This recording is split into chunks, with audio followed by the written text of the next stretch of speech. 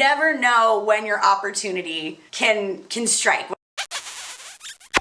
A lot of times, while people are trying to pursue an acting career or a music career or a creative career in Los Angeles, New York, people will go and audition for a game show because A, high stakes, lots of money if you win, and you know, a little bit of exposure. In a land full of people who do a lot of talking, it's just nice to be able to show your family something even as silly as a game show. They can show their friends, like, look what my kid's doing. My parents liked being able to tell people, show people that I was actually out here doing something, even though there's a lot of work that goes behind the scenes. But that's not today's story. Today's story is about the time I was on Wipeout.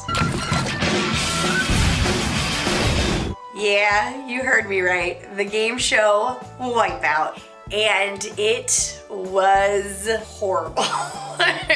It was horrible. It is probably the most painful / stressful thing I've ever done in my entire life. With that being said, it was also a lot of fun. I want to tell you guys how I got to this point in time. It's a story.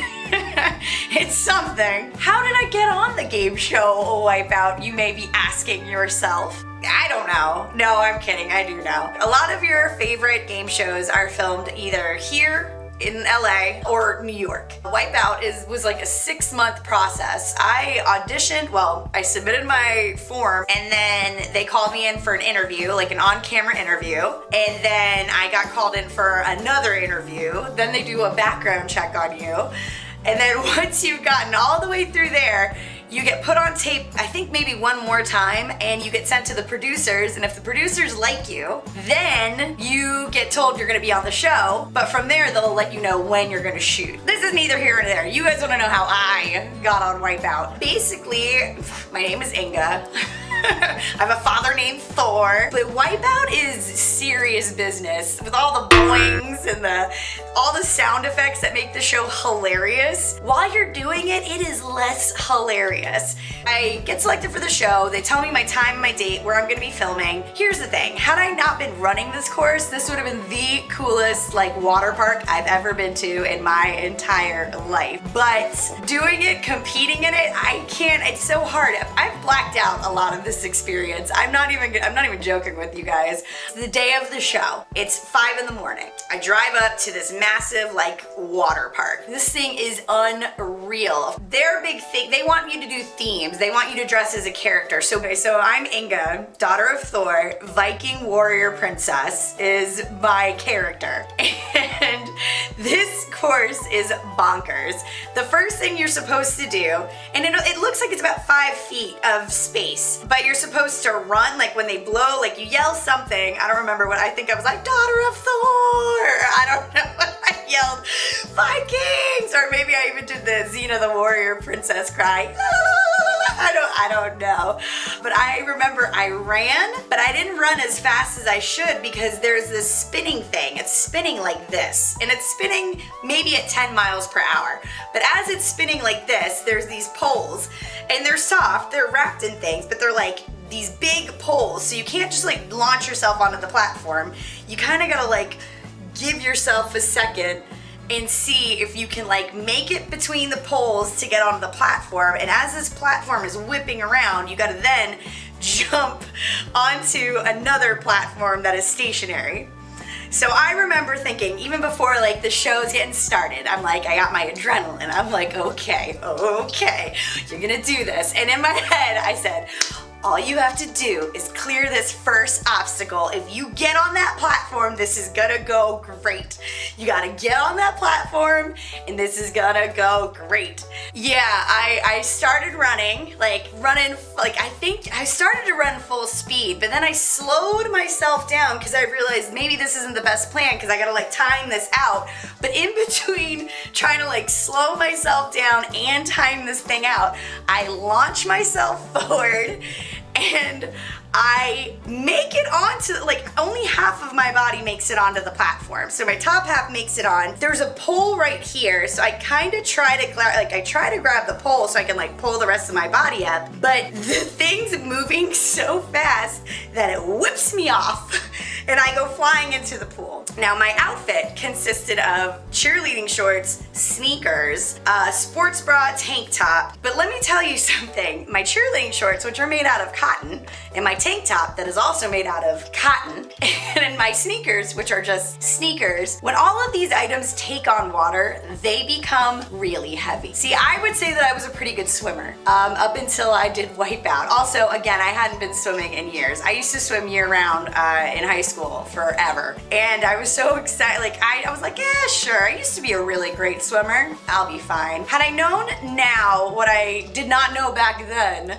I should have been training in the pool, like swimming with my clothing on for this competition. So whatever, I don't make that obstacle. So now I have to swim. Now I'm swimming and then I have to climb up to where I should have jumped. The next obstacle, if I remember correctly, like I said, I blacked out, but also I think there were parts where as I was doing it, I was blacking out. There were these huge steering wheels and we couldn't see the competition, like we couldn't see the obstacle course. We saw it one time before we did it. And then we didn't see it again until we were doing it. Then once we did it, I think they put us in a room where we could watch other contestants doing it, but I can't really remember. Because after that, by the end of it, you're just like, it's done. What is done is done. So the next part are these big steering wheels and they turn, and in the middle is like a freaking like boxing glove or like an airbag. And it like pops out to hit you, but you can avoid it, kind of. But there's a dude who's like watching you walk the course. Oh, I forgot this part. As you're walking the course, the producer is standing on the outside of the pool area and he's yelling at you to like go, go, go, yell things. Like they're trying to make you interesting, because the more interesting you are, the more likely you'll get on TV. And so they want you yelling things, you know, no matter what they are, yell it, they don't care. So you gotta like, not only are you trying to swim and survive and not die in the course, you gotta like yell things like, woo, I'm the best, like, ah, like, I don't know. I don't even remember what I was saying. I was just like, I think a lot of what I was like, oh God, this is the worst. I hate this, ah. I'm not gonna lie, I think those were some of the thoughts running through my head. And I totally was like, I'm doing this course and I'm like dodging and weaving as I'm trying to like, I'm scaling across this wall. And like the guy tried to do it because I was kind of like looking over to this because I could see the controller dude. And I'm like, ah ha ha. And as soon as I cleared one and I got to like the middle one and I was like, ah ha ha. I got all cocky because I didn't get hit by the first one.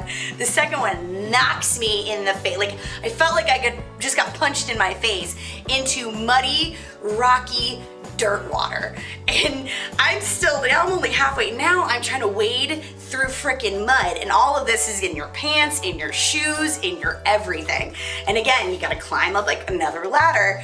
Oh yeah, here comes my favorite part. So now I'm covered in mud, and the only thing I wanted to do on Wipeout was bounce on those big balls. Y'all know what I'm talking about. The 3 big balls that, I don't know, towards the end of the course. Like I always, like every time I watch that show, I'd be like, that'd be so fun. I want to do that. I was so excited to do that. I can do it, you can do it. Let's do it. Let's do it. That thing was called, I can't remember if it was called the Eliminator or the Terminator. It had some like name. It was the Destroyer, but all I remember is the producer was like, Inga, keep moving. And I remember being like, hold on. And I was just like, I want to do it. Let's go. Let's do it. And I was so sad. I didn't even touch the ball. I just flew right past it. And landed in the water, and I was disoriented. I'm not even gonna lie. I was like disoriented for a second because I just didn't even know. I was like, one minute I was standing on a platform, the next minute I was on the ground. I felt like a cat who's like fallen through a second story window. Like, what just happened to me. So then so this is basically at the end of the course. I'm dying now. Like now I am dying because I've been punched in the face. I've been flung off of a thing at like 15 miles per hour. I mean, it was in rock water. I got hit, like I got batted off the last obstacle. And at this point, they said if you get disoriented or you can't breathe, go to your back because you're wearing a life preserver because you would die. You would actually die if you weren't wearing a life preserver. And so I'm wearing a life preserver and I'm like on my back just kicking my legs and they're like, you're still making good time, go. I'm like, oh no. So I'm like willing myself to just finish this course, but at this point I'm thinking in my head, this is the worst day of my life. I'm on Wipeout and I'm like, this is the worst day of my life. I don't remember who the host was at the time, but she goes to interview me afterwards and she's like, okay, you did it. And I'm like, yeah, I did it.